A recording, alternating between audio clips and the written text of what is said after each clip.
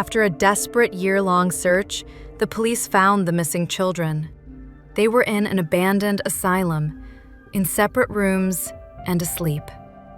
There were 5 people watching over them, wearing strange and terrifying disguises. They were captured immediately, and the children were taken to the hospital right away. The kidnappers were interrogated, as saving the children's lives was the priority. They had to know what substances were used to sedate them.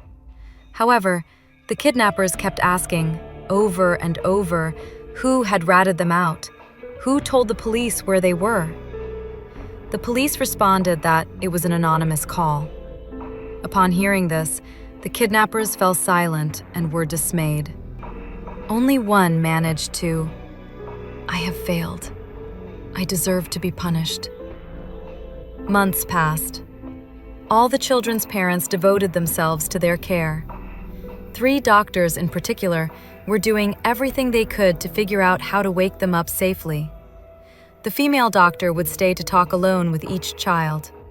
Being a neurologist, she paid special attention to their gestures. Only 2 children responded as she hoped. She had them placed together in one room.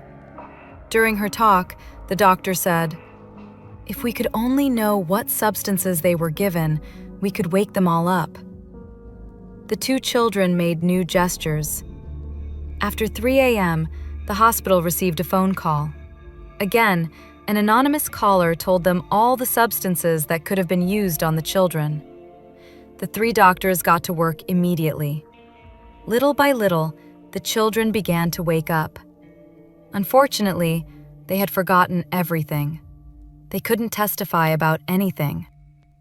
The doctors recommended the parents stay for 1 more week to make sure the children were okay. However, the 2 children in that room weren't waking up. 3 days passed, and a nurse asked the doctors, "Have you found the parents of those 2 children?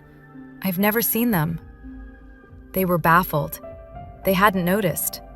They just ordered the police to continue with the bulletins about the rescued children.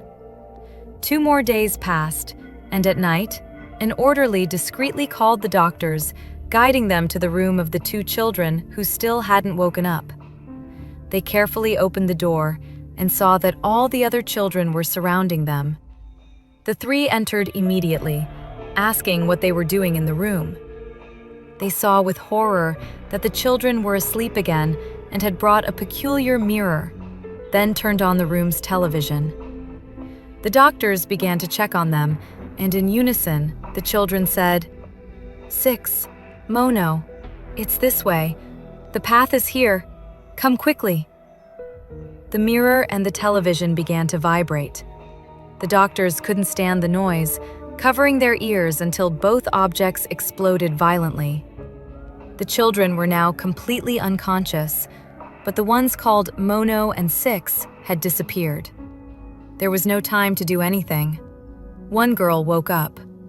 The doctor went to attend to her.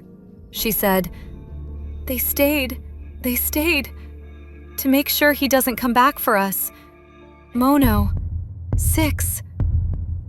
Who was coming for you?" "Him."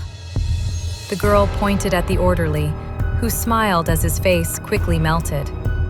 The 3 doctors were in. "When I take care of those 2, I'll come back for you." Then he disappeared. All the staff helped get all the children back to their rooms. Were Mono and 6 the ones who made the calls?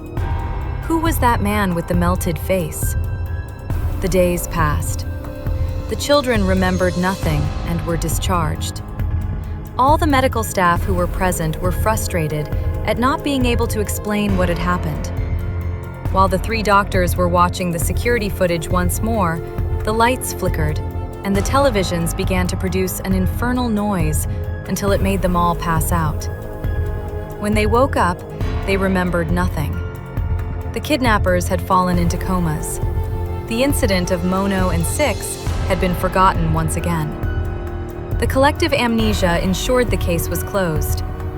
Now it was only a matter of time before both would become part of the nightmares, for they would never let them escape.